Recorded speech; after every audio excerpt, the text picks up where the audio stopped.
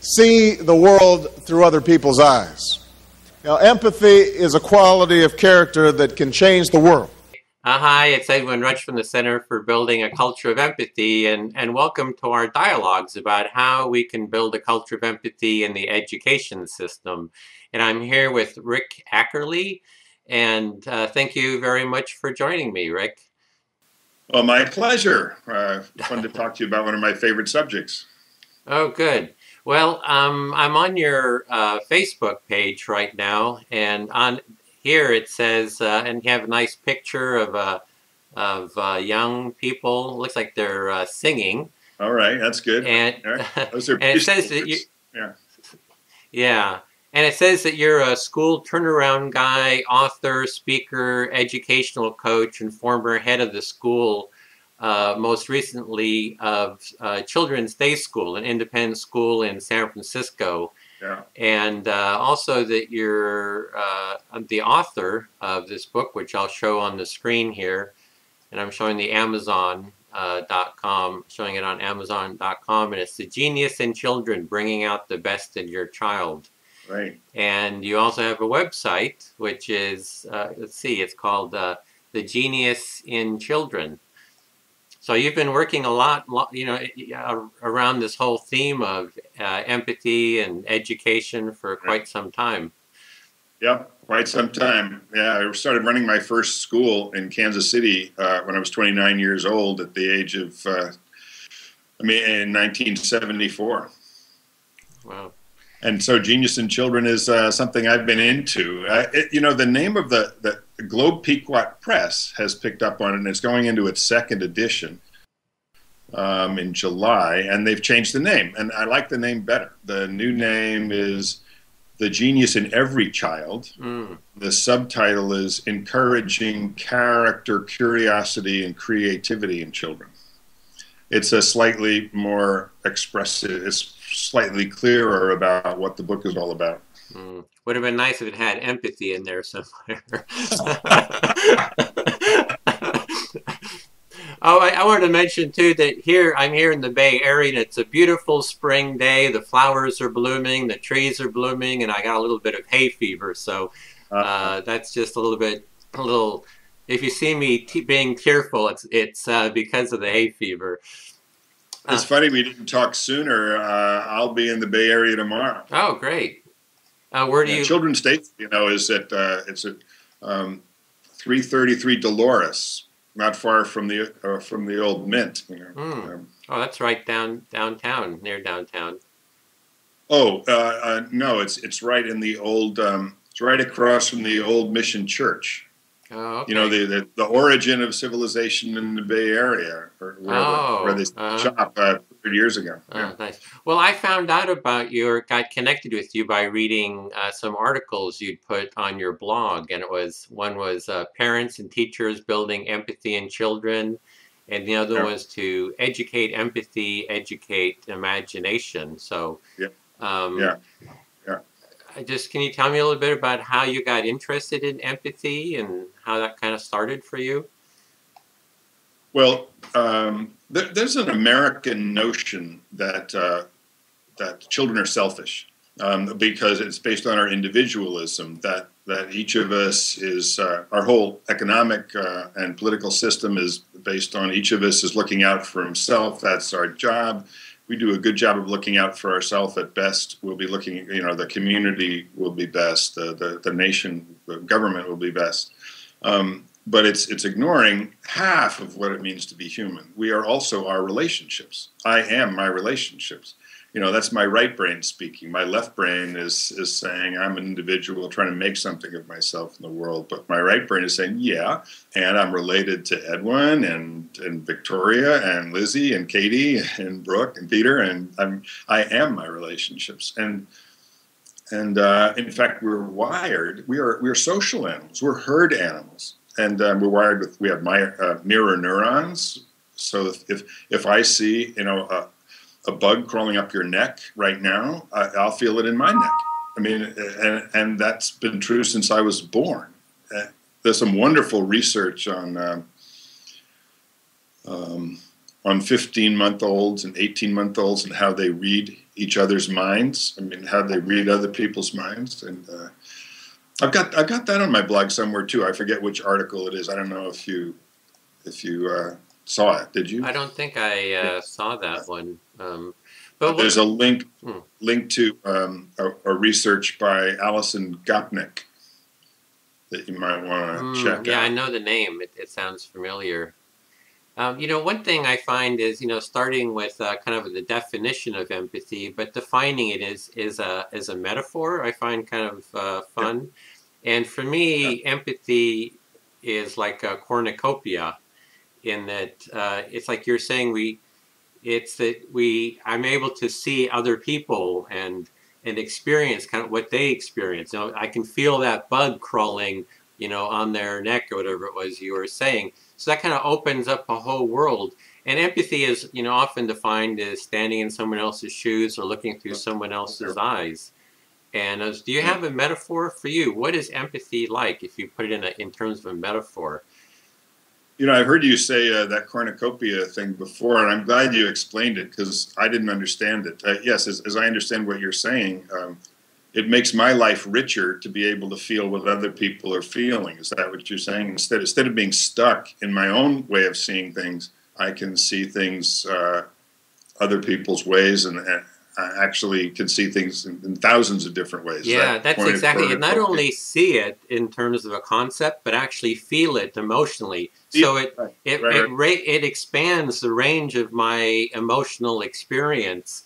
And so it's like a cornucopia. Yeah. And for me, the opposite would be like a desert, you know, a monotone desert like in the Sahara, you know, just sand, no trees, you know, just burning heat. So I love that. I love that. That's a great idea. I mean, I thought you asked me this question before. I think standing in someone else's shoes is as good as it gets, except until you told me cornucopia, and I'm on board with that. except now that you've explained it, I don't think it's true. I don't think it's true. I mean, the second half of what you said is that without that, my life would be a desert. Well, without that, I'd be dead. I mean, I don't think your life can be a desert, because you are all those things you've picked up. Now, if the way you see it is you're living inside it and you're all locked inside it and you're not seeing how other people feel things, then yes, I don't. So one way of looking at empathy, actually, and understanding it, is those who are neurologically or chemically have a problem with it. So, for instance, there are those on the autistic spectrum. There are those Asperger. There are a set of, I'm not an authority on this, but there are a set of people who just really have trouble reading other people's cues. So you show them an angry face, and they don't get it. They don't, what? I don't understand what I'm looking at. Everybody else would say, oh, that person's angry, and they would feel the anger. And there are some people, I don't know what percent of the population, 5 or 10 or something, who don't have that. And if that's what a desert, you know, I would not want to be in their shoes. That sounds terrible to me, because I don't know. I'm trying to be empathetic for them. I don't know what that would feel like. Yeah. Well, I kind of put it out there in terms of asking people about a metaphor and you can't use, it's a little bit of a creativity test in a sense. And you can't use the shoe one because that's like standard. So it's like I'm trying to like test. I even gave you this previously before the interview, I think, to try to get your mind thinking about this. Is, you know, it's like, what is it to you? And it's amazing. Like everybody comes up with their own metaphor. It's quite actually amazing. Yeah. I mean, if nothing comes up, that's fine. I had a problem with your question. So but now that you've explained it, But no other metaphor pops to mind. Empathy is a very simple thing, really. It's that you feel what other people feel. You know, if I see a spider crawling up your neck, I feel it. If something happens to you, I feel it. Mm-hmm. Yeah. Yeah. And you know, walking around in the other person's moccasins, right? That thing. That's a cliche, but. Cliches, although they're not very artistic, they're often pointing at great truths. And I think to really be a happy person in the world, to have that cornucopia of life, you have to be able to walk around in other people's moccasins.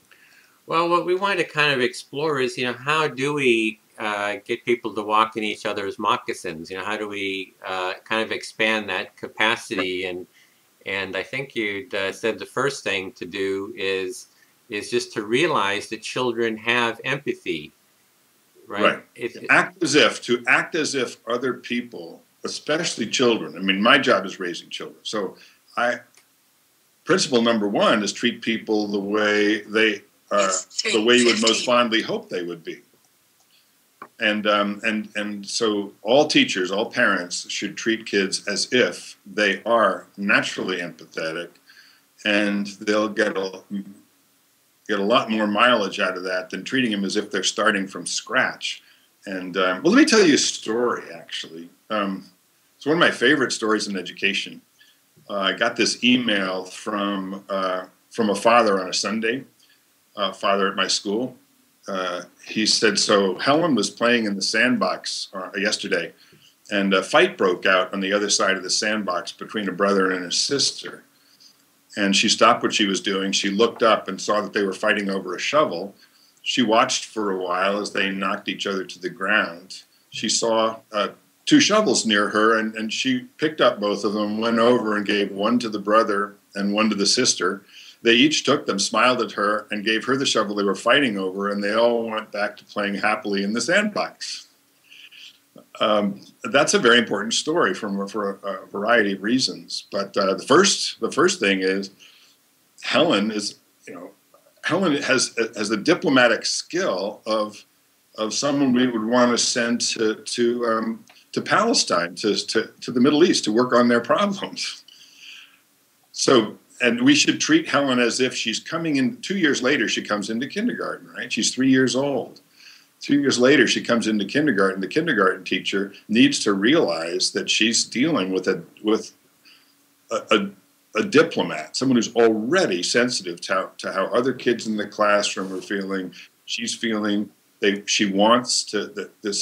Helen wants to please her teacher. She wants to make friends, and if she builds on that, she's building on. Actually, Helen has been spending. I did the math once. 43,000 hours living in other people's shoes, trying to understand how other people feel, and trying to make them feel happy. Well, why not? It makes Helen feel happy to make other people happy. And that's a little countercultural in our culture. We think that kids are selfish and they need to be taught altruism. And that's not... Oh, yeah. It's like, be nice. You have to be nice. It's kind of like saying that they're already not nice to begin with. Can you hear me? Oh. I can't hear you.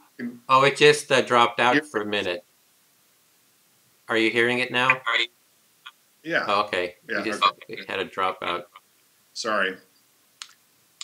So you have to go back a couple of sentences. Oh, just that first is we need to kind of nurture that quality that's already there. And if we're kind of using judgment, kind of saying, oh, you're bad, or you need to, I guess I was saying that it's like you tell a child to be nice. It's kind of like saying that, well, I'm already being nice, kind of, Right. Exactly. Yes. Correct. Yep. Yeah. So it's like, how do we kind of nurture that already innate quality of empathy? And it's kind of like the society. If the society is saying we're all greedy, selfish beings, then it kind of like structures society around that notion. Right. Correct. In fact, that's a nice lead-in.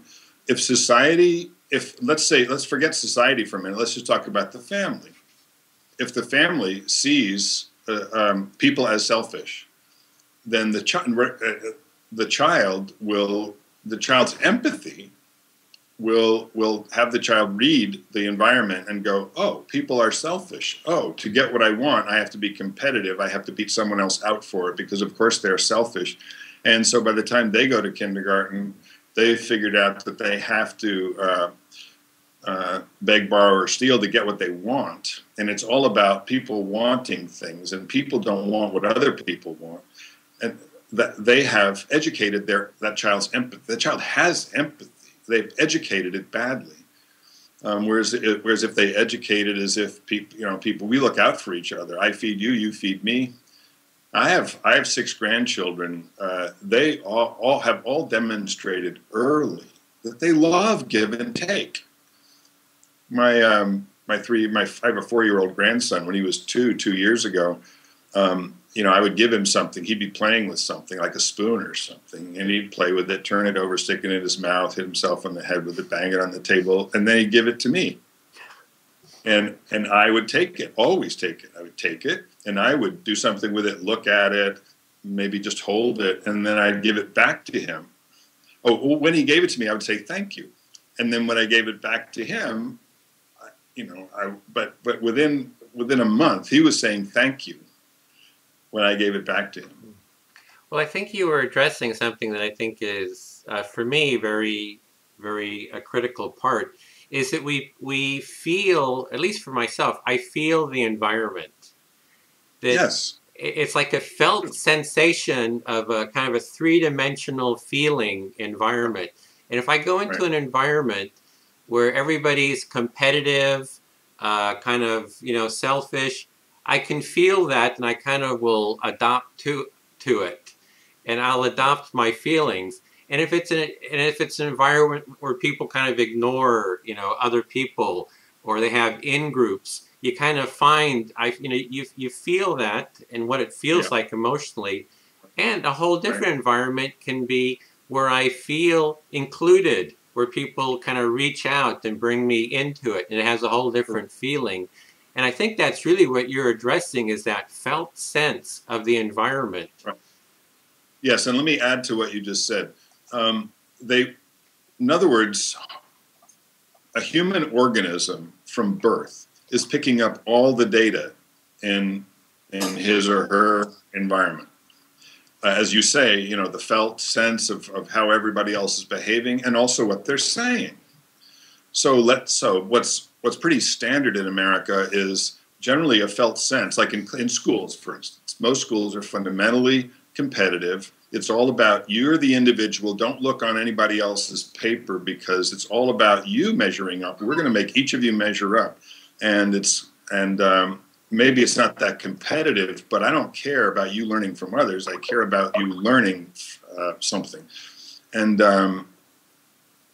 so you are an individual. Then in that context, I bring in a course on empathy. This is where I slightly agree. I slightly agree with Phyllis Schlafly. Into that environment, now we're going to teach you about empathy. Oh. We're actually teaching the human organism that hypocrisy is part of what it means to be human. We're going to behave selfishly, and then once a week, we're going to teach altruism. So it actually doesn't make anything better. In fact, it makes it slightly worse. So that's why I'm against, quote, teaching empathy. I'm for, if you want to educate, I say we should educate empathy. Empathy is there. We should educate it. We should lead it out into the world to function more effectively, more gracefully, more creatively in the world, more imaginatively in the world, and lead it out because it's there. And that's how you get best results. If the end result of all of us who care about empathy is that people are kind, if we have a kinder classroom, a kinder school, and a kinder world, that's how you get it. You don't get it by schools just saying we're going to teach empathy. Well, I think what I'm looking at is, I call it a culture of empathy, and I think it speaks to that feeling, because a culture is kind of all the things we pick up. It's the way we build buildings, the way we organize ourselves, and all those things create that felt sense of. Yes. And so what you're really saying, it seems to me, is to create the whole environment of empathy from the ground up, and don't have this fake, everybody's greedy and selfish philosophy, and then try to put a Band-Aid on it with a couple hour, or maybe slogans or something. Yeah, absolutely true. And you can take your signals from the kids. In other words, if if you have a culture of empathy in your kindergarten classroom, you can trust the kids to identify failures of social thoughtfulness. Someone hurts somebody else. If a 5-year-old hurts another 5-year-old, you say to that 5-year-old, what did you do? And he holds his head down, he hangs his head, and he knows he's done something wrong. And he said, well, I hit Susie. And you say, well, why was that wrong? They all know. A 5-year-old knows and can articulate, because it was mean. Was that kind? Was that kind? No. They hang their head and they say, no, that wasn't kind. They know. So then they will identify other acts of meanness and unkindness and thoughtlessness. And, well, I saw you were trying to be they might say to a classmate, I saw you were trying to be thoughtful, but you weren't really being very successful. In second grade, about 8 years ago, there was a 7-year-old in that class who had Asperger's, and he just couldn't read social cues. There was also a girl named Amanda who was very socially brilliant. She was brilliant socially, and the teacher did a brilliant thing. The teacher made Amanda the social coach for the behavior coach for the kid with the boy with Asperger's. And so he had his own personal social coach. And so the general environment was the thoughtfulness of each other. And he had a hard time reading social cues. So it was hard for him to know what to do, what socially appropriate behavior would be. And she would tell him. So it was a perfect arrangement. That's what I would call teaching. That would be a good example of teaching empathy. But yeah, that's probably the closest to, if you said, well, Rick, you've got to teach empathy. You've got to give me one example of teaching empathy where you would teach empathy. That would be it. And it would be to have Amanda teach another child how to be more empathetic. He couldn't be empathy. He wasn't wired for empathy as the rest of us are. Mm-hmm. So you're saying that the children should be teaching each other empathy, talking about it, and saying, how do we create more empathy between each other? Well, I think, I think you and I maybe, I have a disagreement with how the word is mostly used. And I think my disagreement may even be with you. I think kids, as I say, kids are empathetic. And what they need to do is teach each other, help each other, use that empathy more to have the social environment be better for all. So, well, maybe I could say, a kid will say, I don't like it when you talk to me that way. That's a good example of what the teachers ought to teach the kids to do. In our preschool or children's day school, 3- and 4-year-olds are doing that all the time. Out on the playground, in classroom, somebody's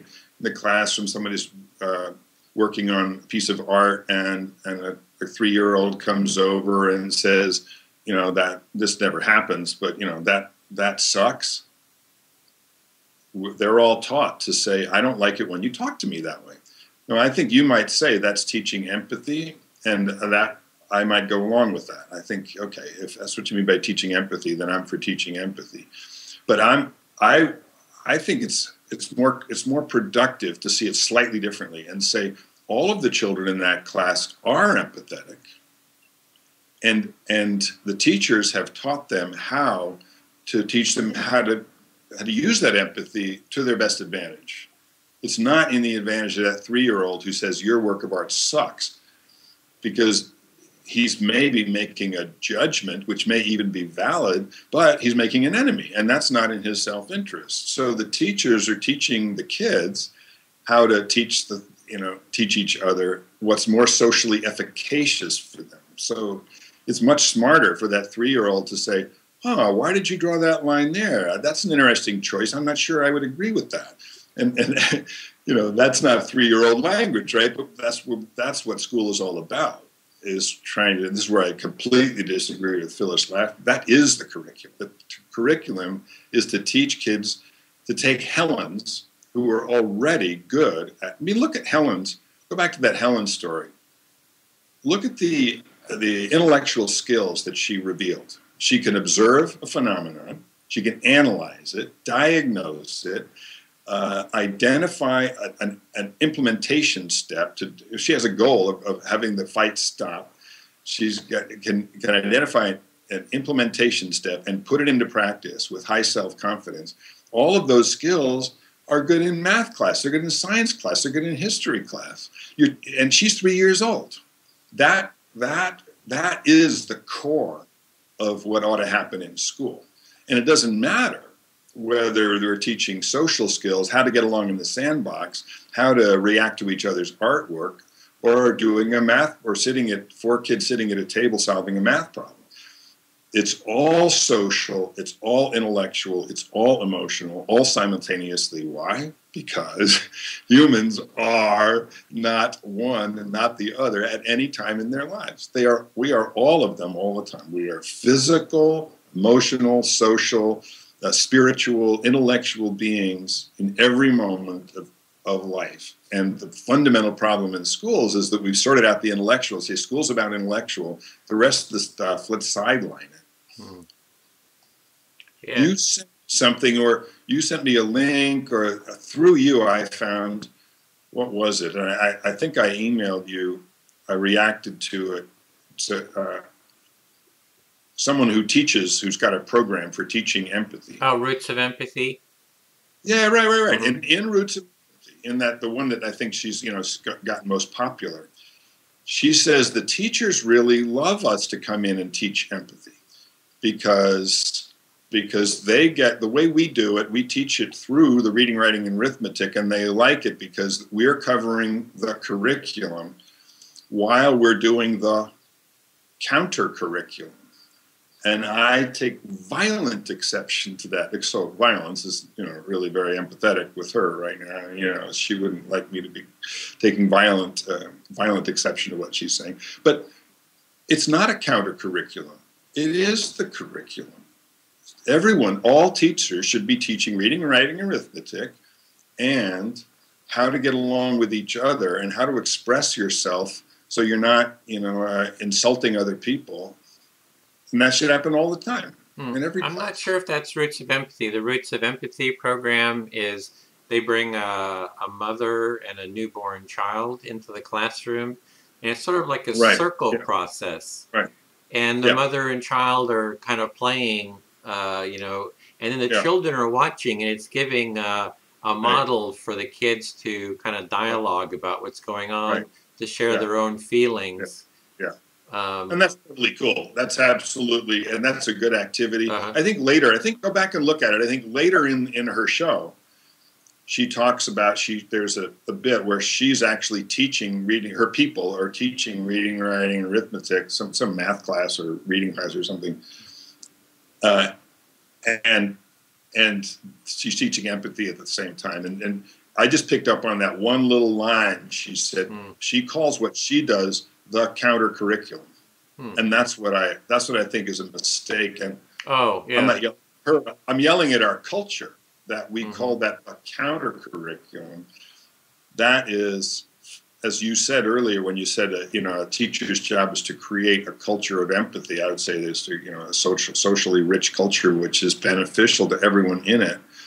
That is the job of every teacher. Even if every teacher only cares about reading, writing, arithmetic, it's essential to do it in that context. They'll learn more. Yeah. I don't know if you should go back to my blog, and if you didn't read Arrogance is a Learning Disability, I think it's posted already. No, maybe it's not even posted yet. I look for it. It'll be coming up soon. It's a story about a school that was understood to be one of the best schools in town, but it was all about maximizing right answers, minimizing wrong answers. And so the kids were, if in that context, there was nothing wrong. In fact, it was the way to play the game is to show off how smart you were. And so there were kids who were really putting other people down as they're climbing the pyramid of success. And the title of that article, which maybe maybe I haven't posted it yet. It's called Arrogance is a Learning Disability. Because there's a kid in the class who's just totally arrogant, and all the teachers are saying, yes, but he's such a great student. He gets straight A's. He doesn't have the social component of the... If he's arrogant, he's not a great student. You know, he's a great student is someone who asks a lot of questions, who listens to what others say, build on their ideas, tries to understand what they're saying, because that's a better way of building my brain. Well, I think with the Roots of Empathy program, I don't think they actually teach anything. They don't do anything besides that circle process with the child. And what they're saying is that aspect of having kind of this calm, personal relating and seeing what's going on and expressing themselves, it raises the level of oxytocin in which is just the anti-stress hormone. So the children are calmer, more centered, more collected. So when they do go do some of these other parts of the curriculum, that they actually have more space and energy for actually dealing with, you know, kind of academic component. So yeah, I completely agree with that. And all I'm saying is, let's keep the oxytocin flowing. It's you're saying it's like we need to keep that throughout the whole day. That create the environment so that oxytocin is always a fun relationship, creative environment all day long. Yeah, as you said, you know, I'm a school turnaround guy. It's been 4 schools across the country in 36 years until the last 2 years. Now I'm just a writer and a consultant and a speaker. But it is not that hard. All you have to do is build on teachers and kids' natural desire to live in. It feels good when you got oxytocin flowing on your body. So I high five the kids in the morning when they come in. You know, that kid might have been in my office for misbehaving the day before, but I just smile at him and I high five him and I say, "Good morning, come on in." I'm saying, "I love you, I love you, I love you, I love you," as everybody comes into school. And why shouldn't that go on all day long in all classes? I had a wonderful teacher. Her name is Kathy Winkler. You know, I observed her first class, the first year she taught at my school in Kansas City. And she said, and I heard her say to the kids, they were sitting in a circle, and they were all sitting in a circle. She said, "One rule in this classroom, it's be kind." I'd actually prefer that we said we're teaching kindness rather than we're teaching empathy. We're using humans' empathy to teach kindness and thoughtfulness and pro-social behavior, rather than we're teaching empathy. I just quibble with the way we talk about it, because it's back to this. It's an unnatural act to be empathetic, as opposed to it's what we're made of. Yeah. Well, in terms of what we're made of, kind of the way I see it is that we have this capacity for empathy, and there's things that can kind of get in the way of it. And one of them is fear. You know, if we're feeling fearful, our awareness closes to kind of focus on that fear. You know, we're not, our relating with others might shut down. So if we're creating a culture of fear, of anxiety, we're actually diminishing the culture of empathy. So it's like there are things that we can do to move from maybe that culture of fear and anxiety and stress to a culture that's kind of like built on supporting, kind of removing the blocks, maybe, you know, to the empathy. Absolutely. Removing blocks and giving tools. And so, yes, right. So one of the first moves, well, for each of us coming into a new social situation, think about a 5-year-old walking into school for the first day, or you walking into a job on your first day as an adult. What's the number one question all humans have? Will I make it here? Can I fit in? Will people like me? Or, you know, can I just be my old weird self and be okay? Or do I somehow have to let go of some of myself and be different and not be myself in order to make it here? That's like the core question I think almost all, if not all, humans have going into a new situation. And what you want is to create an environment where the answer to that, and think of all the psychic energy in some environments that goes into hoping you won't be discovered, hoping you won't have to come out of the closet about the fact that you're a slow reader, or that you're, whatever your weakness is, that you're going to have to hide that. A lot of psychic energy goes into hiding those weaknesses. And if it's so the core concept of creating the environment that you and I have in mind is making it a safe place to be your unique, weird self. And in that context, that fear goes away. There's no need for it whatsoever. There's nothing to be afraid of. I mean, you get something wrong on a like in class, you speak up and it's wrong. You go, oh, that was wrong, huh? And right answer, and someone says that, oh, no, this is the right answer, and it's all mutually supportive. People are, because everybody gets things wrong every now and then, some people get them wrong all the time, and that's okay. We just want you to try. If that's your environment, not only are you going to be happy, or your fear and your stress are going to go away, but you're going to learn a lot more. And, you got the oxytocin going all the time, because you're feeling you're feeling the love, you're feeling the social support of everybody else. Yeah, well, for me, I think I just use the phrase "culture of empathy" as something to hang up my hat on on that. So it's some way of some kind of like an organizing value to kind of articulate it and give it I think it was. Shakespeare, he says the artist gives form to airy nothings, right?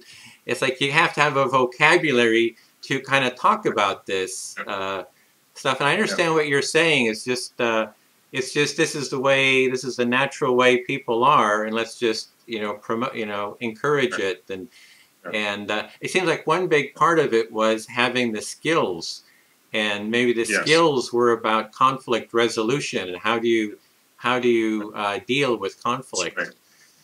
That's right. So much is about having the skills. So there's some principles, some of which are countercultural, that help create this environment of empathy. One is treat other people as if they know what they're doing. Another is, I've already said, treat other people the way you would most fondly hope they would read, rather than the jerk they've just proven themselves to be. That sounds like a little judgment there. I mean, it's right. It's like someone treats me badly. I feel bad because they treated me badly. What's my way to respond? I should treat them the way I want them to be, rather than the way they just treated me. Just because you treated me as if I was your enemy doesn't mean I'm going to treat you back. Okay, I'm going to play your game. I'm your enemy. No, I'm going to treat you as if you're my friend, just made a silly mistake. So that's treat other people the way you would most fondly hope they would be. The third thing actually pokes a hole, or at least shows a weakness in the golden rule. The golden rule is I'm supposed to treat everybody else the way I want to be treated. But if you really create this to make a safe environment where everybody's safe to be themselves, I'm supposed to treat you, Edwin, the way you want to be treated, not the way I want to be treated. Mm. So if you say, Rick, I don't like the way you're talking to me, I say, well, that's the way I talk to people. That's not very empathetic, is it? You say, I don't like the way you're talking to me. I say, oh, I'm sorry, Edwin, what did I say wrong? And then you say, so actually it calls me to a higher level of social responsibility. I have to treat Edwin the way Edwin wants to be treated, Helen the way Helen wants to be treated, Amanda the way Amanda wants to be treated. Wow, that's a big challenge. Ask me how to educate empathy. That's it. Is challenge me to be empathetic to the hundreds of different people I have and be true to the hundreds of relationships I have, rather than, well, this is how I am and this is how I want to be treated, so I'm going to treat you all the way I want to be treated. So everybody goes on about the golden rule, and okay, I get the general idea, but it's as worded originally, I think, it's don't treat other people. If you don't want to be treated that way, don't treat other people that way. So it's in the negative. But if you flip that and put it in the positive, it means I'm supposed to treat everybody else the way they want to be treated. So these are like three principles one needs to put into practice, really, put them in play, and make them foundational to the culture of the school if you want to have a culture of empathy. Yeah. Well, and there are many others. Mm-hmm. Yeah, there are skills. There, as you say, and then practicing these practicing, behaving accordingly is taking these skills and then practicing them. So, for instance, your pause, say more. I'm hearing say more about that. Yeah, please. Whatever. So, for instance, it makes when a child is sent to the principal's office for misbehavior. It's not like the critical thing isn't that you broke a rule. It's like, what did you do? My questions are like this, and I don't say, why did you do that? I think that's a mistake. I say, what did you do? Why are you here? Well, I'm here because I pushed Susie on the playground. I don't say, why did you push Susie? I said, why was that a bad thing to do? Why is that the thing that got sent you to the principal's office? Well, because it was mean to her. I said, well, we have a rule around here. If you break it, you fix it. What are you going to do to make it up? It's actually a waste of time to say, now, how do you think that made Susie feel? She knows jolly well how it made Susie feel. The question is she going to take responsibility for it and do something about it? And if the adult says, how do you think that made Susie feel? That actually you're treating the kid less smart than she is, and you're making it look like you're not as smart as you ought to be. You ought to know that I actually know that if I push Susie down in the playground, it's going to hurt her. I actually intended to hurt her because I was mad at her. Oh, is that the smartest thing to do? Well, not if I want to continue to be her friend. And so, anyway. Mm-hmm. Yeah, well, I mean, I've heard as kind of an approach is like if there's a bully, is you want to find out what was going on for them and kind of explore and see what it was. Is that kind of what you're saying? It's like for the person that did the pushing, it's not just what did you do to the other person. It's like what was going on for you and what was that all about? That's an okay thing to do to get them. I think it's good. That's my phone going off. That's good emotional intelligence building to say what was going on for you. That's an okay thing to do. Mm-hmm. But that's not the critical thing. Okay. The critical thing is to say, okay, so I'm understanding you. I understand your feelings, and how do you think Susie felt? And then, okay, now, but the critical thing is, will you take responsibility for it? And I don't ask that question. I said, what are you going to do about it?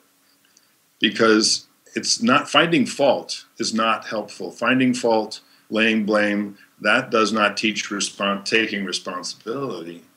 Taking responsibility says, what are you going to do moving forward? Mm-hmm. Is that like saying how you're going to repair the relationship? Exactly. It's like so it's like kids in my class and sent to my class broke Susie's pencil. So I said, well, we have a rule: if you break it, you fix it. What did you break? I broke her pencil. Is that the only thing?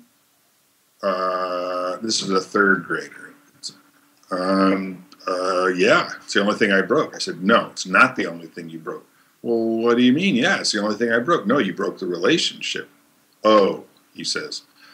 Say, well, what are you going to do to fix the relationship? Oh, he said, now we're in business. Now we have an educational moment.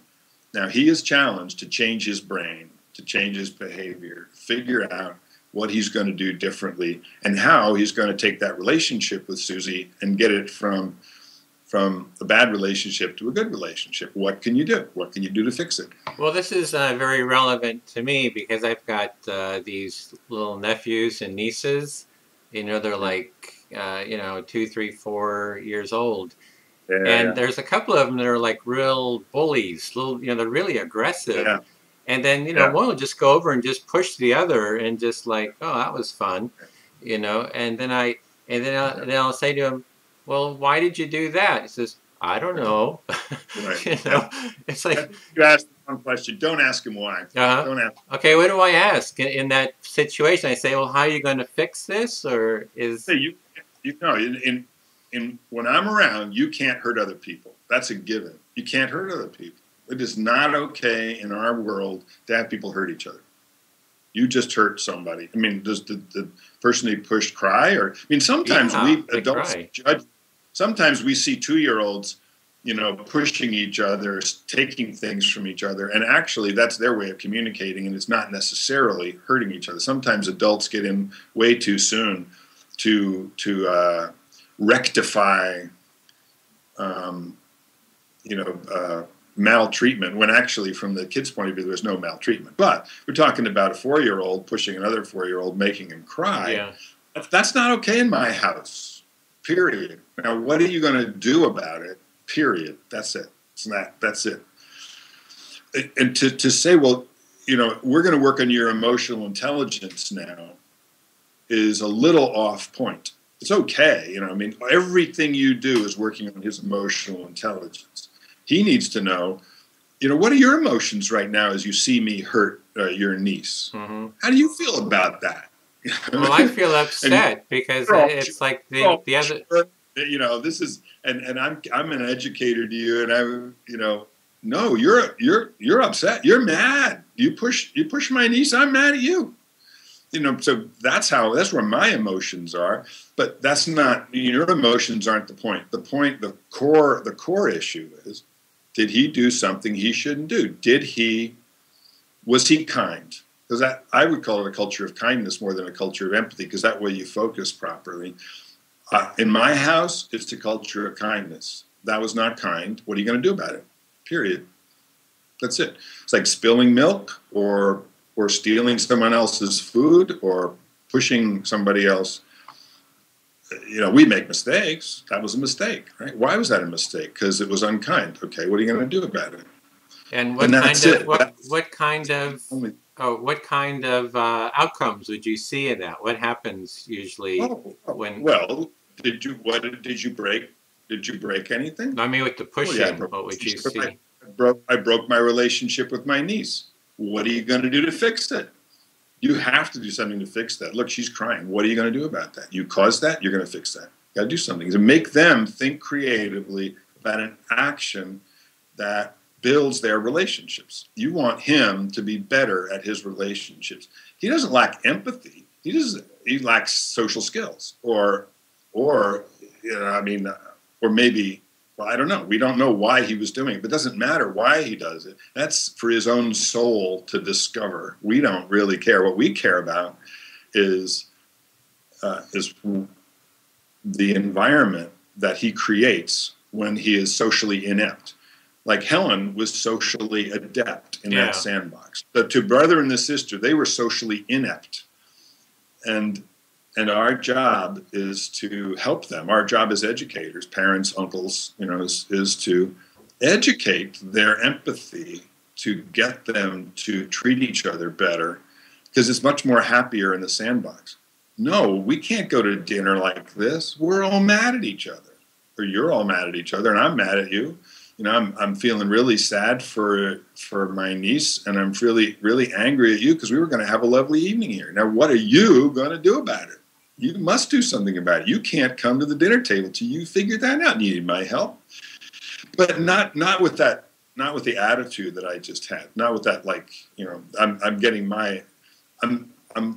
being empathetic with your anger. I mean, it must make you angry. It make me angry if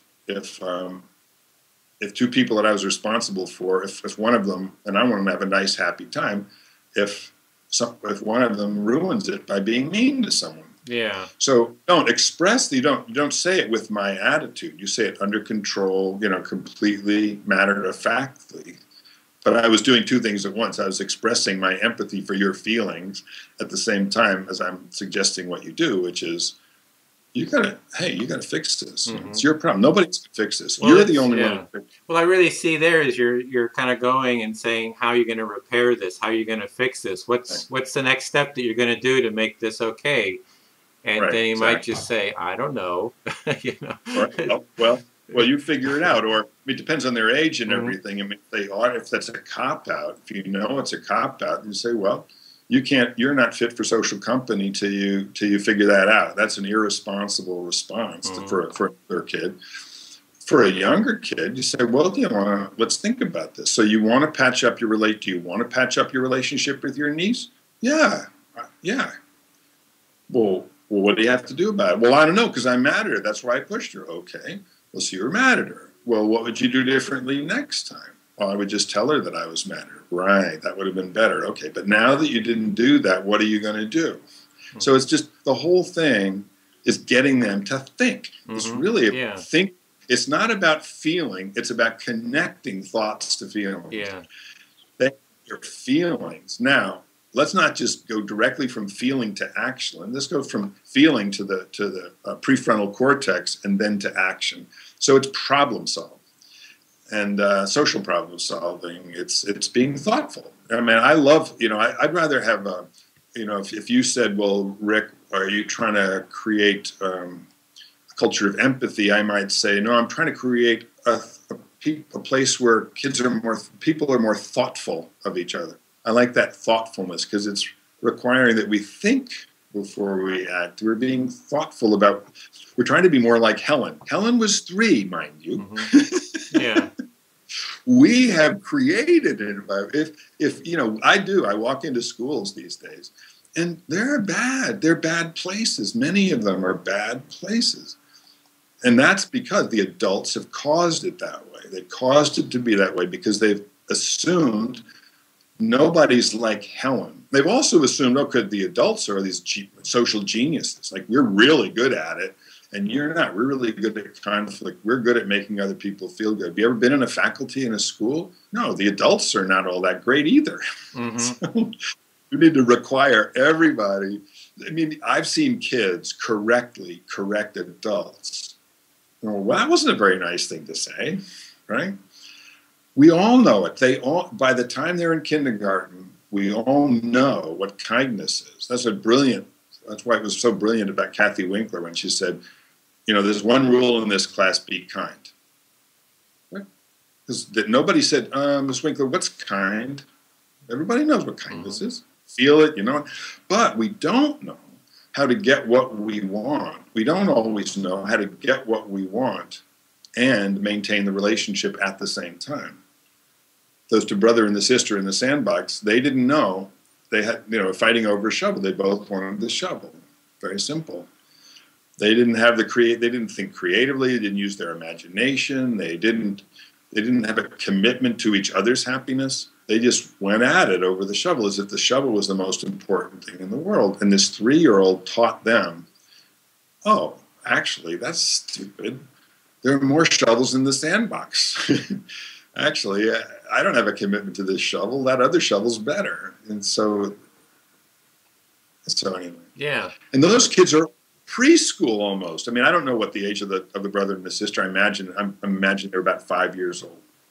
Well, those skills, for conflict resolution, I mean, there's a whole body of work around that with everything, to just simple conflict mediation to, full-scale restorative justice programs. Right.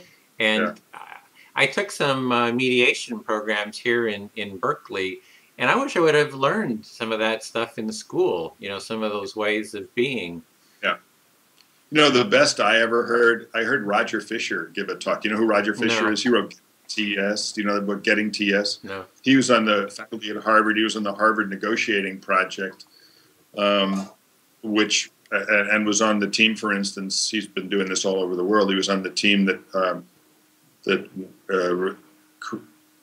the Camp David Accords that ended the Arab-Israeli War in 1973. He gave a speech in 1983, and I remember his conclusion. That's how brilliant it was. He said, so, if you find your hand clenched in a fist, remember 3 things. Separate the person from the problem, get beneath positions to interests, generate multiple options for mutual satisfaction, always insist on objective criteria, be descriptive, not prescriptive, and have a best alternative to a negotiated agreement. And then you'll find that your hand is open to shake hands with your enemy. And I'm in the conflict business. I'm a school turnaround guy. I have 4 kids of my own. I have 6 grandkids. I have an adolescent stepdaughter. If you count my sibling rivalry fights when I was a kid and my fights with my parents and growing up, I'm a 67-year-old expert on conflict. I mean, I think it's all about conflict. I think you and I are in conflict, even though it doesn't feel like it. We're really having a nice, creative conversation here, but two imperfect brains coming together with the intent to educate is a conflict type situation. The reason that most humans don't feel that it's a conflict most of the time is that humans are actually rather good at conflict. It becomes violent when we forget these 5 skills, and the most important one is the first one. It's really treat the other person the way we most fondly hope they would be. It's that person is not the problem. If you and I are having a conflict, it's not you that are the problem. It's we have a problem. That's being empathetic. We both have a problem here. And then what are our interests? And instead of you think it should be this way, I think it should be that way. Let's get to common interests. What do we actually want? And I found that those 5 points are actually perfect. The 5th one, always have a best alternative to a negotiated agreement, is a really, really important one. And that's kind of what you were asking me about your nephew and your niece. Yeah, but you need a backup plan. If your nephew refuses to think creatively about how he's going to solve this social problem that he caused, what are you going to do? You need a best alternative to it. If you're dealing with a tyrant, what's your fallback plan?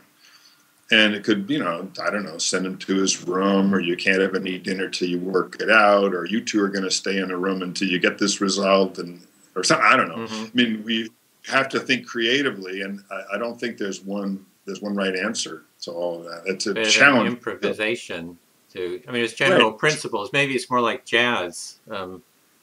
Exactly. Yeah. Improvisation is really good. That's why I say imagination. You can't take we each have empathy. We can't turn that empathy into effective social action and having good relationships with everybody and having a peaceful community and a kind classroom if we don't use our imagination, which is why it's so important for schools to value imagination as much as they value empathy. You wrote about that. Well, there's a quote that I really love from Johann Galtung, who was influential in starting a lot of these peace and conflict studies in the universities. And he says, peace is resolving conflict with empathy, nonviolence, and creativity, and it's a never-ending process. Yes, so, I completely agree. I completely agree. That's, It's a creative act. You're being creative. And so again, it's what schools should be doing. Schools should be teaching kids how to be creative. How do we get everybody to think as creatively as Helen did in the sandbox?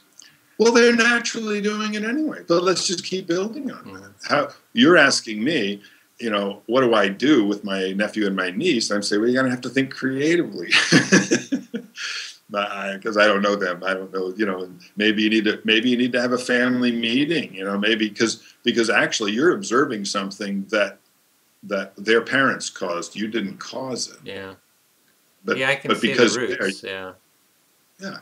Well, that was actually helpful. I mean, I hadn't thought of that. Well, okay, let's fix it. How are you going to fix it? I mean, I'm going to be trying that at the next time I see this happen. So I appreciate that.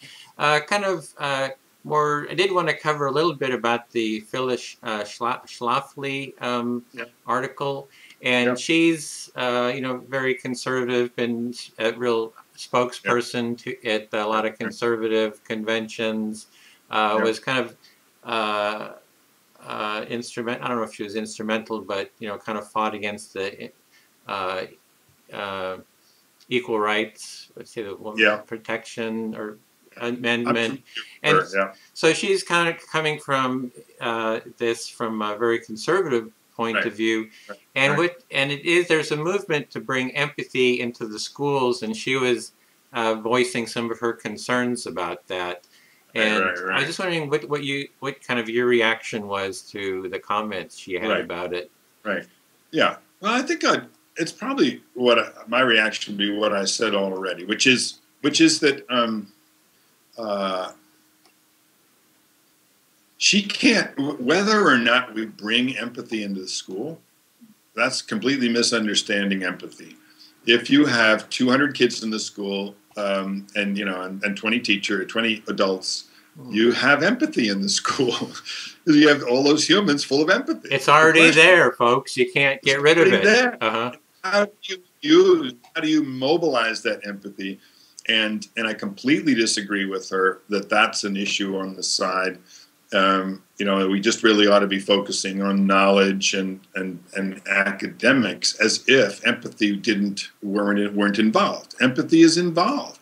If you use the empathy that's in the classroom to teach kids how to learn from each other, to create a social environment where you're not afraid to be yourself, and it's okay for you to be flawed and to make mistakes and to reach out to others, they're going to learn more academics. They're going to get more knowledge. And if all she cares about is reading, writing, arithmetic, and high test scores, fine. But you don't get that by pretending empathy doesn't exist. The only place where I agree with her is where those who care about empathy, like you and me, are vulnerable, is where to bring it in as a class is if we're bringing it in, that's a mistake. Mm-hmm. We're bringing empathy into a place where there is no empathy. That's wrong. What we're doing is we're bringing in some social skills. We're bringing in some skills for teaching, for educating the empathy that's already there. Yeah. So it goes in a direction to turn kids into kind kids. And the kids aren't behaving well. They're being mean to each other. It's not because there's no empathy. It's because they've learned that's how you play the game. If you want to win in this environment, you're going to have to, kick a little ass and be mean to others, because that's how you're going to rise to the top. If that's the environment has taught them that, their empathy has picked that up. Mm-hmm. And I bet you this is like conflict resolution with Phyllis Schlafly. I bet you she doesn't care about that environment. I'd say, look, Phyllis, let's make a deal. We won't bring in a class on empathy if you will work with me to get the teachers to create socially responsible environments where the kids are kind to each other all the time, and there's cooperative learning going on, and kids doing social problem solving, and social problem solving is also math problem solving, and you see the two as the same. You and I are on the same page, Phyllis. Mm-hmm. But I want to educate Phyllis. Yeah, well, I'm looking. I would like to invite her to a panel discussion and talk about it. I've been to a lot of different environments, to the Tea Party rallies, to the Republican state convention, to the Democratic state convention, to the Occupy. So I've been everywhere and talking with everyone about empathy. And really, hear everybody's points of view and kind of do that imaginative, empathic problem solving, like you're talking about. Right. So she did have another point, which was that she felt that empathy was having empathy for one side and not the other. Oh, that's wrong. Kind of that it's kind of, and then there was another. She's bifurcated things into the good and the bad, and in fact, have you ever seen this Chris Rock? Chris Rock has this act where he says, "I'm not a liberal, I'm not a conservative, I'm not a Republican, a Democrat, an independent. I'm not a Jew or a Christian, and I don't trust anybody who makes their decisions ahead of time."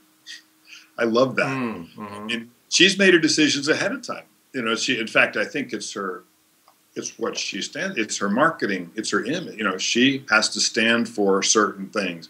Phyllis Schlafly speaks. You already know what she's going to say before she says it. Okay, that's how you want to market yourself. Fine. I'm not, as an educator, I'm against it. I think you need to be thinking creatively, as we've talked about. Think creatively and open-mindedly about how to make the differences between you and me creative. Two imperfect minds. Education is two imperfect minds that have come together with intent to change. I think I'm here. You're the student. I'm the teacher. I think I'm here to change your mind. You're going, yeah, you're going to change my mind. You're going to have to change your mind first. So we're changing each other's minds. We're growing and learning simultaneously all the time. And we are in relationship. You can't say there's no relationship between us. There's no such thing. I've been through 2 divorces. As you broke the relationship. Well, we have a relationship. It just sucks, right?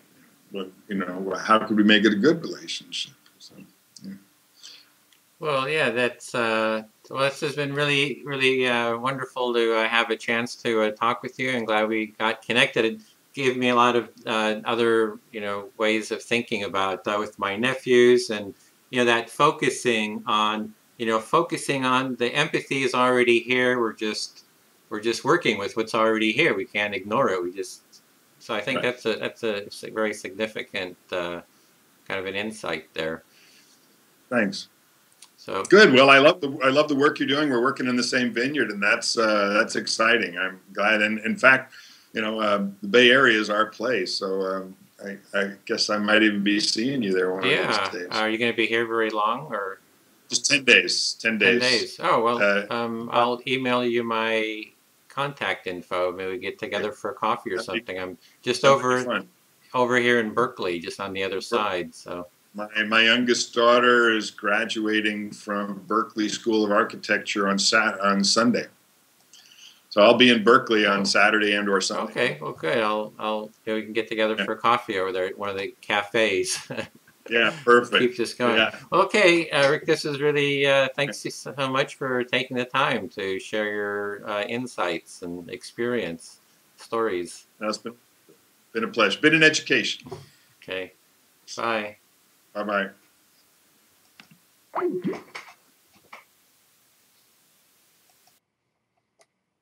See the world through other people's eyes.